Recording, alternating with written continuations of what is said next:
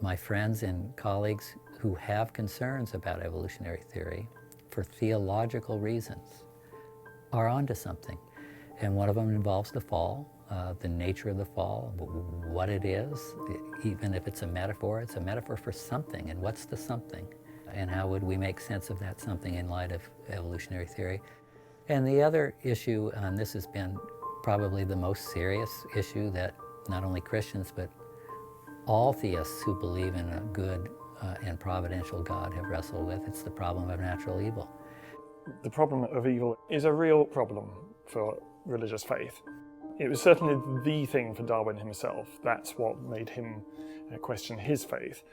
And I think rightly so. It does not look like the sort of system that a good and loving and benevolent God would have set up. Now, obviously that raises huge questions because we don't see any evidence of a world that was harmonious. We only see evidence of a world that was at war with itself. And that's obviously the problem that Christian theologians face. For a long time, I used to believe that the Genesis narratives paint a picture of a world completely at peace, completely harmonious, until the human fall and then something goes wrong. When I began to look at it more closely, I began to think, actually there's more to it than that. There's evidence from the text that things are already dislocated, already out of joint. For one thing, there's the serpent, and however you interpret the serpent, here is a bit of the created order that is actively talking against God, working against God. So there's already something that's gone wrong. Secondly, there's the command to fill the earth and subdue it. Some suggestion that there's something that needs to be subdued, there's something that isn't right, that needs to be put right, and that human beings are called to do that, to put it right. And thirdly, it's a garden. It's almost as if God has said, right, here's a little bit I've done for you, here's a little bit of order and harmony that I've done for you. Now you go and spread that order and that harmony throughout the rest of creation. And the tragedy, of course, is that human beings don't do that. Rather than put that right, they make it worse. Clearly, Scripture distinguishes humanity from the rest of creation by this idea of the image of God. And that's understood in a number of ways, one of them is which is relational. Human beings have this God-given capacity to be able to relate to God, which is simply not there for the rest of creation. How do we understand that phrase, the image of God, if we accept a narrative of biological evolution? We have to say that at some point, humanity became sufficiently distinguished from the rest of the natural world to be able to have this relationship with God. If you have a very finely graded gas tap and you begin to turn it on, initially there's not enough gas in the air for the gas to ignite. So you turn it up a bit more, still nothing, a bit more, still nothing, a bit more, still nothing.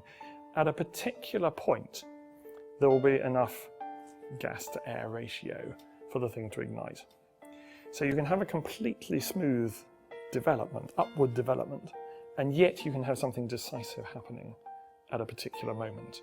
You get an increase in their moral capacity, their moral awareness. You get an increase in their relational ability and their social ability. You get an increase in their tool-making ability. You get an increase in their language. At a particular point, there's enough of all that. There's enough relational capacity. There's enough social capacity and moral awareness and spiritual awareness for God to deal with us in a new way. They have enough creativity to reflect the fact that I'm the creator. They have enough relational capacity to reflect the fact that I'm love. This, in some way, reflects who I am. I will stamp my image upon them.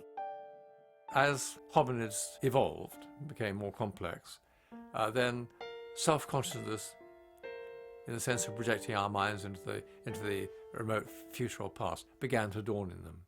And that didn't bring biological death into the world, because obviously it had been there for millions of years beforehand, but it brought into the world what you might call mortality. Because our ancestors were self-conscious, they knew they were going to die.